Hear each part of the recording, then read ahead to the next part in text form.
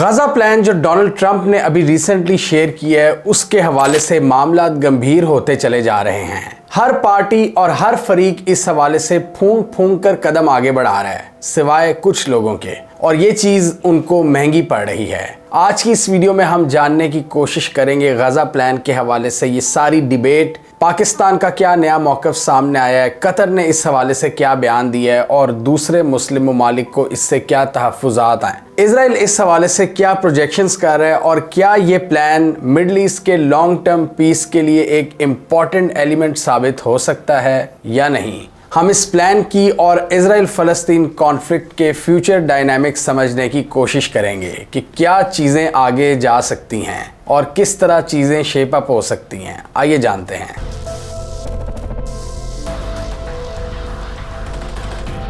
Donald Trump और Netanyahu इस हवाले से जब एक जॉइंट प्रेस कॉन्फ्रेंस कर रहे थे तो नेतन्याहू ने एक बड़ी अजीबोगरीब बात की और ये क्लियरली देखा जा सकता था कि डोनाल्ड ट्रंप उस वक्त विजिबली नाखुश नजर आ रहे थे जब नेतन्याहू ये अल्फाज कह रहे थे। और उनका ये कहना था कि बाइबल ये कहती है कि जिन लोगों ने इजराइल के साथ अच्छा किया उनके साथ अच्छा हुआ और जिन्होंने इजराइल के साथ बुरा किया उसके साथ भी बुरा हुआ। Since October 7th, Israel's enemies have learned a hard truth. Those who attack us pay a heavy price, but those who partner with us advance progress and security for their peoples. President Trump just said it. It's also in the Bible. It says, those who will bless you will be blessed, and those who will curse you will be cursed. And that's actually what is happening. We want the blessings. I think we've done a lot in the past 2 years to end the curse. We're not finished, but we've done a lot. And we've done a lot together to end the curse. यानी वो American soil पर खड़े होकर, American president के साथ खड़े होकर उनको ये पैगाम देने की कोशिश कर रहे थे कि आपको हमारा साथ देना होगा, और मजहबी कार्ड का इस्तेमाल कर रहे थे जैसे हम कोई स्पेशल लोग हैं और हमें खुदा ने कोई स्पेशल स्टेटस दिया हुआ है। नेतन्याहू के इस नैरेटिव के पीछे यही एजेंडा होता है कि हम किसी को भी किसी भी वक्त मार सकते हैं, हमारी कोई अकाउंटेबिलिटी नहीं है और आपको हमारे साथ खड़ा होना होगा। और इस हवाले से बहुत सी चेंजेस अब हमें नज़र आई हैं। पाकिस्तान ने भी खुलकर कह दिया है कि वो प्लान जो हमने शेयर किया था इसमें बहुत सी चीज़ें एडिटेड हैं या मिसिंग हैं, और जब तक ये चीज़ें फाइनलाइज नहीं हो सकती हम इसको फुली सपोर्ट नहीं कर सकते। उन्होंने कहा कि इस प्लान पर तब तक अमल दरामद नहीं हो सकता जब तक जो अमेंडमेंट्स 8 मुस्लिम ममालिक ने पेश की थी, जो मिलकर प्रपोज की थी, उनको शामिल ना किया गया। और इस हवाले से कतर के भी तहफ़्फ़ुज़ात सामने आ गए हैं जिनके मुताबिक इसमें बहुत सी चीज़ें डिस्कस करने वाली हैं और बहुत सी चीज़ें मज़ीद डिटेल रिक्वायर करती हैं। और उनका तकरीबन यही कहने का मतलब था कि इस हालत में ये इम्प्लीमेंटेबल नहीं है, और बहुत सी चीज़ें ऐसी सामने आई हैं टाइम्स ऑफ इजराइल के मुताबिक जो इसमें एडिट की गई हैं नेतन्याहू की मर्ज़ी के मुताबिक। और इसमें एक बहुत की पॉइंट है इंटरनेशनल स्टेबलाइजेशन फोर्स से रिलेटेड, जिसको हमने लास्ट वीडियो में भी बहुत डिटेल में कवर किया था। इसकी डायनामिक्स को हम मज़ीद समझने की कोशिश करेंगे। इसमें डोनाल्ड ट्रंप ने जॉर्डन, यूएई, इंडोनेशिया, पाकिस्तान, तुर्की, सऊदी अरब, कतर और इजिप्ट से मुशावरत की थी। ये 8 पावरफुल अरब मुस्लिम ममालिक जिनके फीडबैक से ये प्लान तैयार किया गया है, और इसको डोनाल्ड ट्रंप ने जब शेयर किया तो बहुत सी अमेंडमेंट्स और एडिट्स के साथ किया, रिपोर्टेडली नेतन्याहू से मुलाकात के बाद। और बहुत से लीडर्स जैसे कि शहबाज शरीफ ने बहुत जल्दी दिखाई इसको इंडोर्स करने में और इसको वेलकम करने में, और जब इन्होंने देखा कि लोगों की तरफ से काफ़ी बैकलैश आ रहा है तो इसहाक डार को एक प्रेस कॉन्फ्रेंस करनी पड़ गई जिसमें उन्होंने कहा कि इसमें बहुत सी चीज़ें मिसिंग हैं, यानी जब तक वो चीज़ें इंक्लूड नहीं की जाएंगी हम इसको पूरी तरह से तस्लीम नहीं कर सकते। और ये हमने कल सारा दिन पाकिस्तानी ट्विटर पर देखा है कि कितनी ज़बरदस्त तनकीद हुई हुकूमत पर, और उसमें क्या पॉइंट्स थे, लोग क्यों तनकीद कर रहे थे, वो हमने इस वीडियो में बहुत डिटेल में एक्सप्लेन किए थे कि नेतन्याहू और इजराइल को अकाउंटेबल ठहराए बगैर गजा पर सारी रिस्पॉन्सिबिलिटी डाली गई और एक साइड को कंप्लीट डिसआर्म करने की बात की गई, उनसे असलहा छीनने की बात की गई, कंप्लीट डीमिलिटराइजेशन की बात की गई, और ये तासुर देने की कोशिश की गई कि जैसे सारी दहशतगर्दी गजा से ही जन्म लेती है। और बहुत सी चीज़ों की जिम्मेदारी और इल्ज़ाम गजा पर डाला गया और इजराइल को खुली छूट दी गई। और क्लियरली ये सारा ये जो 20 पॉइंट का एग्रीमेंट था ये इजराइल की फेवर में जाता है, इसमें कोई डाउट नहीं है। और इन चेंजेस पर ना सिर्फ पाकिस्तान और कतर ने अपने तहफ़्फ़ुज़ात का इजहार किया, बल्कि इसके साथ साथ सऊदी अरब, उर्दन, मिस्र और तुर्की ने भी तहफ़्फ़ुज़ात का इजहार किया है। और एक रिपोर्ट के मुताबिक कतरीज़ ने इवन ट्रंप को कन्विंस करने की भी कोशिश की कि इस हालत में आप प्लान को पब्लिश ना करें, लेकिन डोनाल्ड ट्रंप ने नेतन्याहू के साथ मिलकर उसको पब्लिक कर दिया। इजरायली जरीदे के मुताबिक नेतन्याहू ने आखिरी लम्हे पर अपनी मन पसंदीदा एडिट्स इसमें करवाई हैं, यानी तरामीम अपनी मर्जी की जो इजराइल की फेवर में इसको लेकर जाती हैं मज़ीद। और जो ओरिजिनल प्लान था जो अरब ममालिक के साथ डिस्कस किया था ट्रंप ने, और ऑब्वियसली पहले नेतन्याहू की मुशावरत के साथ, उसमें बहुत सी मज़ीद चेंजेस की गई। और इसमें एक बहुत बड़ी चेंज का जिक्र आ रहा है इजरायली फोर्सेस के गज़ा से इनखला के हवाले से, जिसको इजराइल ने बहुत ही डिटेल में ऐड करवाया है। यानी पहले उस प्लान में था कि जब ये सारी चीज़ें हो जाएंगी, अमन हो जाएगा, तो इजरायली फोर्सेस इस इलाके से चली जाएंगी, लेकिन वो विड्रॉल का जो प्रोसेस है उसको इजराइल ने बहुत हद तक अमेंड करवाया है, यानी 3 फेजेस में करवाया है। और आपको हमने बताया था एक बफर जोन भी इजराइल क्रिएट करने का इरादा रखता है, और इजराइल ने इसमें ये पूरा शामिल करवाया है कि जब तक आलमी बरादरी इनको यकीन दहानी नहीं करवा देगी और पूरी तरह से हमास और दूसरे रेजिस्टेंस ग्रुप्स का खात्मा नहीं कर देगी और गजा के अंदर से कोई थ्रेट नहीं फील करेगा इजराइल, तब तक वो इस इलाके में मौजूद रहेंगी, यानी बफर जोन क्रिएट करके रखेंगी। और बफर जोन भी कहाँ पर, वो भी गजा की टेरिटरी के अंदर। और इस हवाले से एक न्यू मैप ऐड किया गया इस प्रपोजल के अंदर जो हमने आपको इस वीडियो में दिखाया था। अगर इस प्लान को देखें तो हमें पता चलता है कि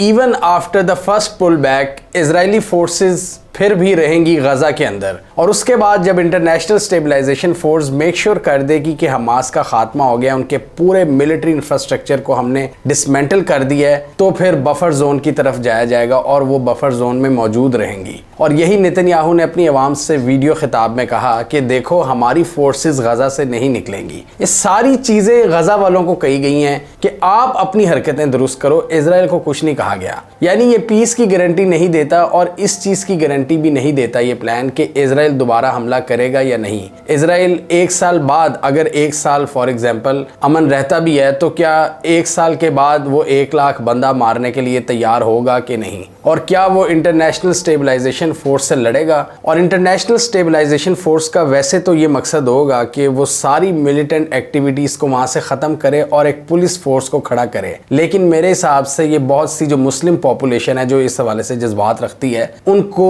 खुश करने के लिए है, क्योंकि ये खुद फ़लस्तीन के जो रेजिस्टेंस ग्रुप्स हैं उनको डिसआर्म करेगी, यानी उनसे उनकी रेजिस्टेंस छीन लेगी। इसी फोर्स की जिम्मेदारी लगाई जाएगी कि वही हमास को डिसमेंटल करे और इजराइल के साथ एक वर्किंग रिलेशनशिप बनाए। और आपको पता है कि इंटरनेशनल स्टेबलाइजेशन फोर्स कभी इजराइल से पंगा लेने का सोचेगी? वो आज पंगा लेंगे, अगले दिन इजराइल उन पर बमबारी भी कर देगा, तो उनको भी पता होगा कि वो एक डेंजरस जोन में है। तो क्या ये चीज़ मुस्लिम दुनिया की जो पॉपुलेशंस हैं वो कंसेप्चुअली एक्सेप्ट कर सकती हैं इस कॉन्सेप्ट को कि अरब मुस्लिम ममालिक की जो फ़ौजें हैं वो हमास और दूसरे ग्रुप से सारा असलहा छीन लेंगी और वहाँ पर फिर ऐसी रिफॉर्म्स की जाएंगी कि उनको इंसान बनाया जाएगा? यानी जो इनमें ख़राबियाँ पैदा हो गई थी, जो ये रेजिस्टेंस का सोचते हैं, ये सोच भी ना सकें दोबारा। लेकिन दूसरी तरफ नेक्स्ट डोर नेबर, बल्कि बिल्कुल साथ ही जो इजराइल है, वो हर तरह की मिलिट्री इक्विपमेंट पर काम करता रहेगा। उसके न्यूक्लियर एम्बिशंस भी हैं, उसका मिलिट्री इक्विपमेंट भी टॉप है, उसको अमेरिका भी बहुत ज़्यादा असलहा देता है, तो उस पर कोई रोक टोक नहीं होगी।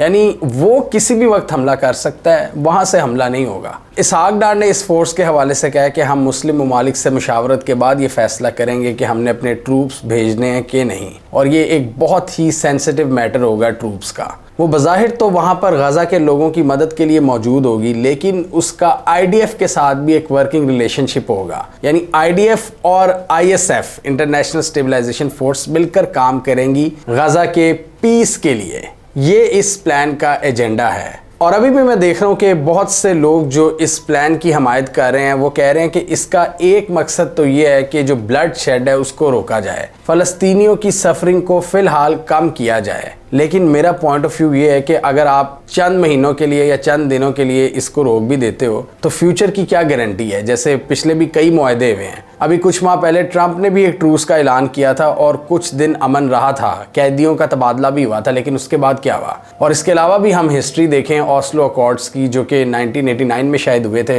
यासिर अरफात भी उसमें शामिल थे, बिल क्लिंटन उसमें शामिल थे, इजरायली प्राइम मिनिस्टर उसमें शामिल थे। तो उस मुआहदे का क्या बना? और जिन फ़लस्तीनियों से ये असलहा छीनने की बात कर रहे हैं, हमास से या दूसरे ग्रुप से, उनका नैरेटिव ही ये है कि हमारी आर्म्ड स्ट्रगल इजरायली ऑक्यूपेशन के ख़िलाफ़ है। तो ये एक कॉन्सेप्ट ही बड़ा सेंसिटिव है, ये एक सेंसिटिव मैटर है मुस्लिम वर्ल्ड में, और इस रेजिस्टेंस की एक हिस्ट्री है। और अब डोनाल्ड ट्रंप साहब के प्लान के मुताबिक मुस्लिम फ़ौजें ही हमास को डिसआर्म करेंगी। ये चीज़ समझ नहीं लगती।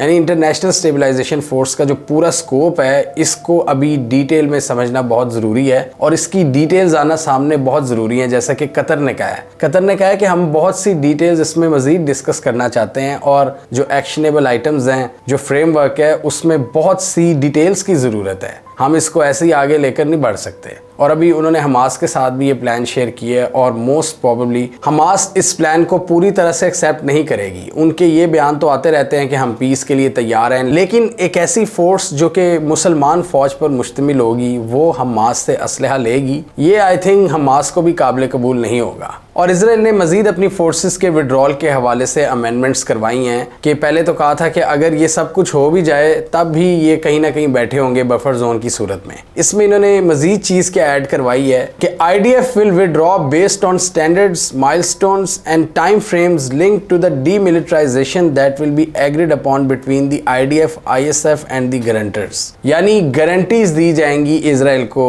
ISF की जानिब से, जो इंटरनेशनल स्टेबलाइजेशन फोर्स है, और ये बाकी मुस्लिम ममालिक की जानिब से, अमेरिका की जानिब से, कि अब कोई ख़तरा आपको नहीं रहा, अब आप चले जाइए। और हमास की डीमिलिटराइजेशन को भी इजराइल ने बड़ा पुख्ता करने की कोशिश की है, उस पर स्टैंप लगाने की कोशिश की है, जो हमने आपको कल की वीडियो में भी बताया था कि all military terror and offensive infrastructure including tunnels and weapon production facilities will be destroyed and not rebuild. There will be a process of demilitarisation of Gaza under the supervision of independent monitors which will include placing weapons permanently beyond use. यानी ऐसा कोई setup हो जिसमें weapons ये इस्तेमाल ही ना कर सकें, यानी दोबारा उनको रिबिल्ड नहीं किया जाएगा, ये कोशिश भी नहीं की जाएगी, इसकी गारंटीज ली जाएंगी। और ये हमने डिस्कस किया था कि इजराइल अकेले तो हमास को शिकस्त देने में नाकाम रहा है और उनकी टनल्स भी वो तबाह नहीं कर सके। वो बड़े रेडिकल आइडियाज़ के साथ सामने आए थे कि हम उनकी टनल्स को फ्लड कर देंगे, यहाँ पर कीड़े छोड़ देंगे या पता नहीं क्या कुछ कर देंगे, तो वो उनसे नहीं हो सका। तो अब ये मुस्लिम ममालिक के ज़रिए करवाने की कोशिश कर रहे हैं। ISF से कहा जाएगा कि आप इस इलाके को क्लीन अप करो, मिशन क्लीन अप, हमास से इसको टोटल क्लीन अप करवाओ और आप ये काम करो, मैं तो ये करने में नाकाम हूँ। और अभी भी हम जब ये वीडियो भी बना रहे हैं, हमास की अल-कस्साम ब्रिगेड और दूसरे फाइटर्स की जंग जारी है IDF के साथ गजा की गलियों में, जहाँ पर वो एक गोरिल्ला वॉरफेयर लड़ रहे हैं।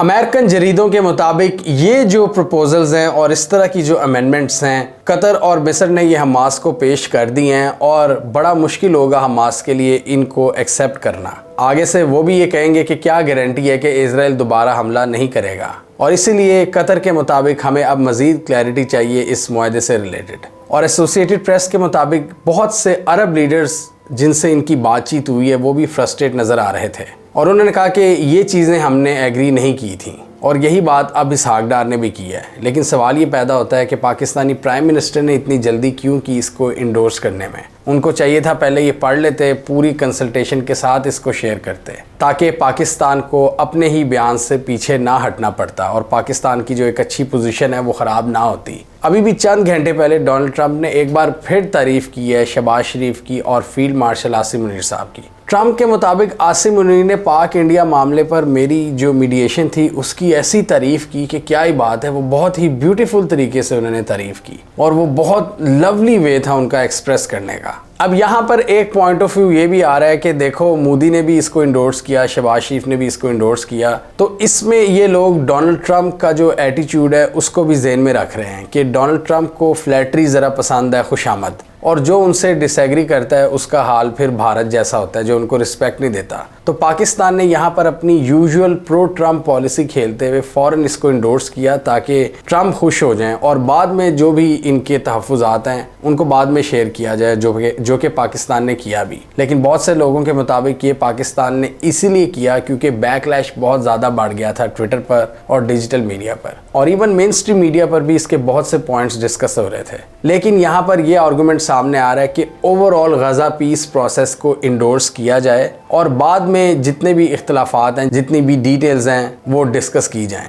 यानी ये एक कॉन्टीन्यूस प्रोसेस है, ये 1-2 दिन में ख़त्म नहीं होने वाला या चंद महीनों में भी, इसको कई साल लग सकते हैं। ऑस्लो अकॉर्ड्स की भी बात करें तो उसको भी 4-5 साल लगे थे फॉर्मुलाइज होने में, लेकिन अल्टीमेटली वो भी ख़त्म हो गया। तो ये भी एक ऐसा प्रोसेस है जो अभी शुरू हो रहा है और देखना ये है कि कितना आगे तक आगे चलता है। जो इसमें चीज़ें हैं उससे लगता तो नहीं है कि ये कामयाब हो पाएगा, क्योंकि इजराइल का जो एटीट्यूड है वो बिल्कुल वन साइडेड है। पूरी दुनिया क्या कह रही है और इजराइल एक तरफ क्या कह रहा है। इजराइल तो कहता है हम 2 स्टेट सोल्यूशन को मानते ही नहीं है, हम फ़लस्तीन को ही नहीं मानते, हम फ़लस्तीनियन अथॉरिटी को नहीं मानते। गज़ा तो एक साइड है ना, दूसरी साइड है वेस्ट बैंक। वेस्ट बैंक में जिस तरह की वो एनेक्सेशन कर रहे हैं उस पर भी दुनिया इतनी आवाज़ नहीं उठा रही, तो उस पर भी देखना बहुत ज़रूरी है। खाली गज़ा की सफरिंग तो नहीं है, कल को यही हरकतें वेस्ट बैंक में भी करेगा और वो ट्रेलर्स देता है। तो वेस्ट बैंक में अपनी जो ये सेटलमेंट्स बना रहे हैं उसके तहत उनका यही इरादा है कि पूरी फ़लस्तीनी पॉपुलेशन को कंट्रोल करना और उनको डिवाइड कर देना। इवन सेटलमेंट जो हमने इस वीडियो में एक्सप्लेन किया था,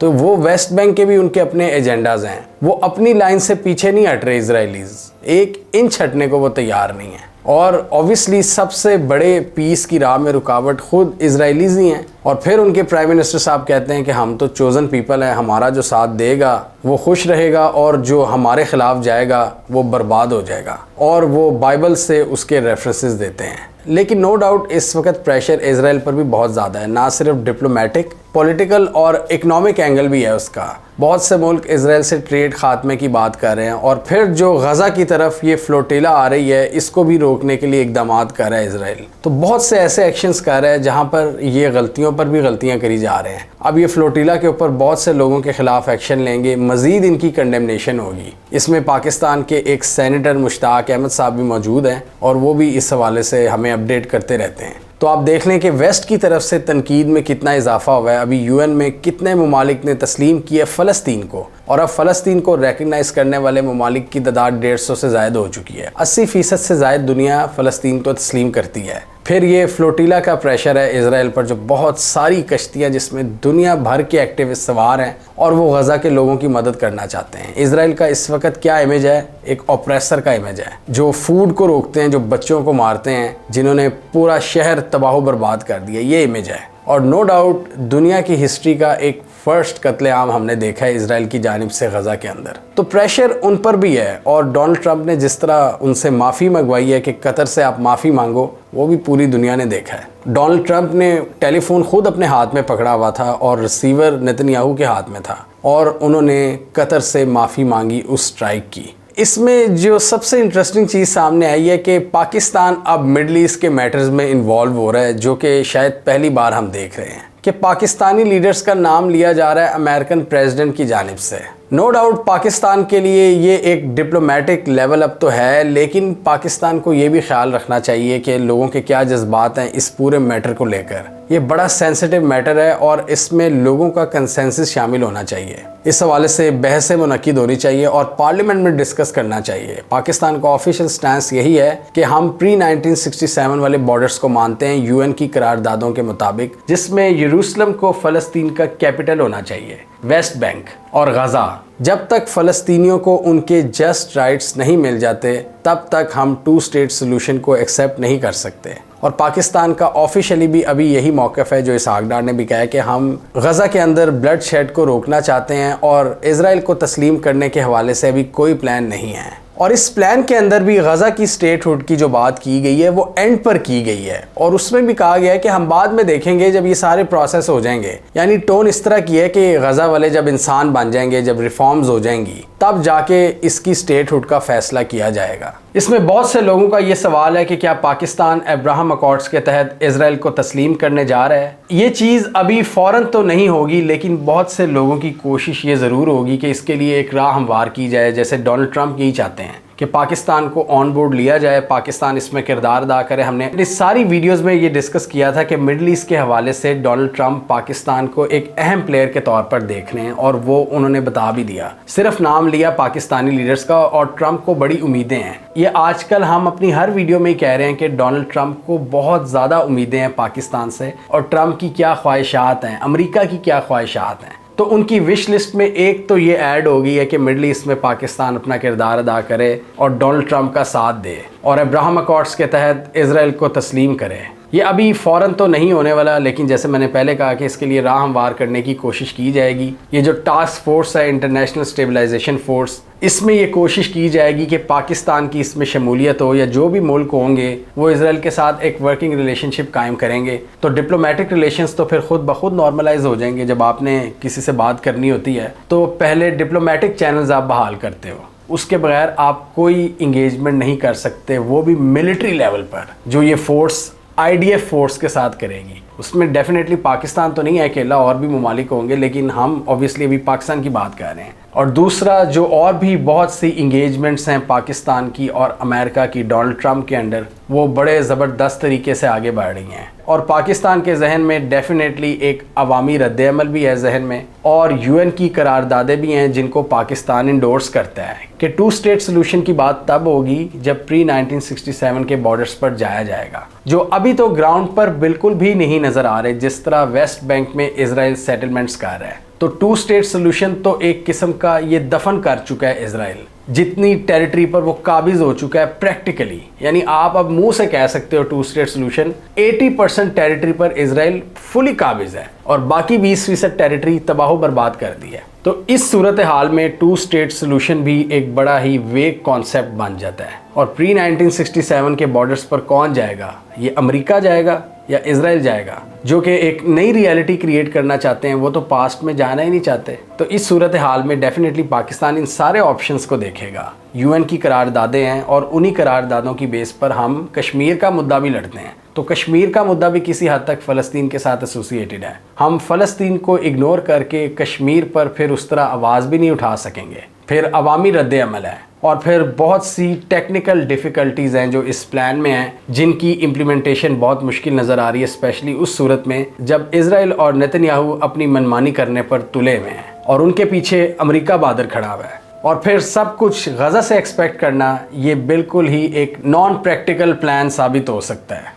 हमें कमेंट सेक्शन में बताइए, आपके ख्याल में ये प्लान सक्सेसफुली आगे बढ़ पाएगा, और ये जो कंसर्न्स हैं, जो तहफ़्फ़ुज़ात सामने आए हैं पाकिस्तान और दूसरे ममालिक की जानिब से, क्या इनको एड्रेस किया जाएगा, या आपके ख्याल में ये सारा गज़ा पीस प्लान इधर ही फेल हो जाएगा, या इस हवाले से एक लंबी निगोसिएशंस का आगाज़ होने जा रहा है इन सब ममालिक के दरमियान? आप क्या समझते हैं? कमेंट कीजिए। इसके अलावा हमारा YouTube चैनल सब्सक्राइब कर लो, साथ ही वो बेल आइकॉन भी दबा लें, ताकि वो स्टोरीज़ दुनिया भर से पाकिस्तान से जिनकी मेन स्ट्रीम मीडिया पर प्रॉपर कवरेज नहीं होती, हमारे प्लेटफॉर्म के थ्रू आप तक टाइम पर पहुंच जाएं।